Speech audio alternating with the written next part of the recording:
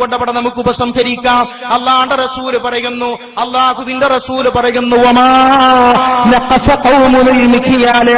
ഒരു വിഭാഗം ആളുകളും അളവ് തൂക്കത്തിൽ വഞ്ചന കാണിക്കുന്നില്ല, ഒരു വിഭാഗം ആളുകളും അളവ് തൂക്കത്തിൽ വഞ്ചന കാണിക്കുന്നില്ല.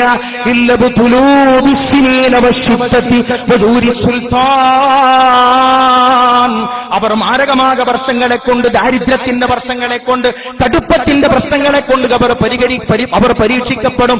മാത്രമല്ല, നരേന്ദ്രമോദിയെ പോലുള്ള ഭരണാധികാരികളെ സംബന്ധിച്ച് ഇന്ന് നമ്മൾ വർത്തമാനിക്കുന്നത് നാളുകളുടെ ഭാവിയിൽ അത് യാഥാർത്ഥ്യമായി പുലർന്നു എന്നവരും, അവൻ വർഗീയ കലാപം സംഘടിപ്പിച്ചു എന്നവരും, നമ്മളെ ടാർഗറ്റ് ചെയ്ത് കൊന്നൊടുക്കി എന്നവരും, ഏകശിവത്തോട് നടപ്പിലാക്കി എന്നവരും, നമ്മുടെ വോട്ടിന്റെ സ്വാതന്ത്ര്യത്തെ ഹനിച്ചു എന്നവരും, നമ്മുടെ ജാമ്യകൾ അടിച്ചുപൂട്ടേണ്ട ഗതികേടിലേക്ക് വരും. തൊപ്പി വെക്കുവാനുള്ള സ്വാതന്ത്ര്യം നഷ്ടപ്പെടും, താടി വെക്കുവാനുള്ള സ്വാതന്ത്ര്യം നഷ്ടപ്പെടും. ഒരു രണ്ടാം കിട പൗരനായി രാജ്യത്ത് നമ്മൾ ജീവിക്കേണ്ടതായി വരും.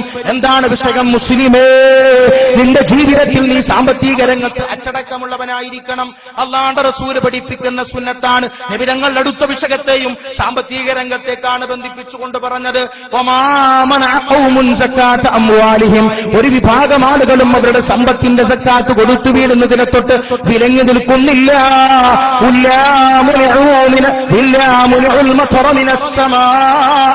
ആകാശലോകത്തു നിന്നും അവർ മടകത്തൊട്ട് വിലങ്ങപ്പെട്ടവരായിട്ടല്ലാതെയില്ല, മടകത്തൊട്ടവർ വിലങ്ങപ്പെട്ടവരായി മാറും. അവർ അവിടെ ജീവജാലങ്ങൾ, മറ്റു പക്ഷിമൃഗാദികളും ജീവജാലങ്ങളും ഇല്ലായിരുന്നുവെങ്കിൽ അവർക്ക് മട ലഭിക്കുമായിരുന്നില്ല. അല്ലാഹുവിന്റെ റസൂൽ പ്രാപഞ്ചിക രംഗത്ത് നാം അനുഭവിക്കുന്ന പ്രശ്നങ്ങൾക്ക് ഭൗതികമായ പരിഹാരങ്ങളിലൂടെ സഞ്ചരിക്കാം എന്ന് പറയുന്നിടത്താണ് പരിശുദ്ധമായ ദീനിന്റെ, അല്ലാഹുവിന്റെ റസൂലിന്റെ ഖുലഫാക്കളാകുന്ന ഉലമാഇന്റെ തിരുത്ത് കടന്നു വരുന്നത്. അവിടെയാണ് അല്ലാഹുവിന്റെ റസൂല് പഠിപ്പിച്ച സുന്നത്ത് നമ്മൾ പരിചയപ്പെടുത്തുന്ന വിഷയത്തിന്റെ പരിഹാരത്തിന് നമ്മൾ പാപങ്ങളിൽ നിന്നും മടങ്ങണം, സാമ്പത്തിക രംഗത്ത് അച്ചടക്കമുള്ളവരാകണം. പല വിഷയങ്ങളും നബി സല്ലല്ലാഹു അലൈഹി വസല്ലമ തങ്ങൾ ഈ രീതിയിൽ പഠിപ്പിച്ചിട്ടില്ലേ?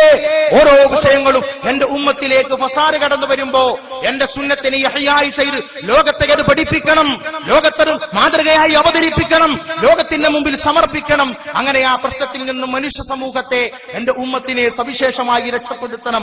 ഇതിനു വേണ്ടിയാണ് ഉലമാക്കൾ. അതിന് പരിശുദ്ധമായ ദീനുൽ ഇസ്ലാമിന്റെ വ്യാപകമായ അർത്ഥത്തിൽ നമ്മൾ കൈകാര്യം ചെയ്യുന്ന പൊതുവിഷയങ്ങൾ മാത്രം പഠിച്ചാൽ പോരാ, ആഴങ്ങളിലേക്ക് ഇറങ്ങേണ്ടി വരും. ഈ വിഷയത്തിന് പരിഹാരം എന്താണ്? ചിലപ്പോൾ മിസ്വാക്ക് എന്ന് പറയുന്ന സുന്ന, അല്ലാഹുവിന്റെ റസൂൽ പഠിപ്പിച്ച മിസ്വാക്ക് എന്ന് പറയുന്ന സുന്നത്ത് ഒഴിവാക്കിയതിന്റെ ഫലമായിട്ടായിരിക്കും ഒരു മാരകമായ വിപത്ത് ഒരു സമൂഹത്തിലേക്ക് കടന്നു വരുന്നത്. അതിനെ കുറിച്ച് പഠിക്കുന്നവർക്കേ സാധിക്കൂ. അങ്ങനെയുള്ള ഉലമാക്കൾ ഉണ്ടാകണം. അതുമാത്രമല്ല, അല്ലാഹുവിന്റെ റസൂൽ മറ്റൊരിക്കൽ പറഞ്ഞു, എന്റെ സമൂഹത്തിൽപ്പെട്ട ഉലമാക്കൾ എന്ന് പറഞ്ഞാൽ അവർക്ക് അല്ലാഹുവിന്റെ റഹ്മത്തുണ്ടാകട്ടെ എന്ന് പ്രാർത്ഥിച്ച നബിതങ്ങൾ.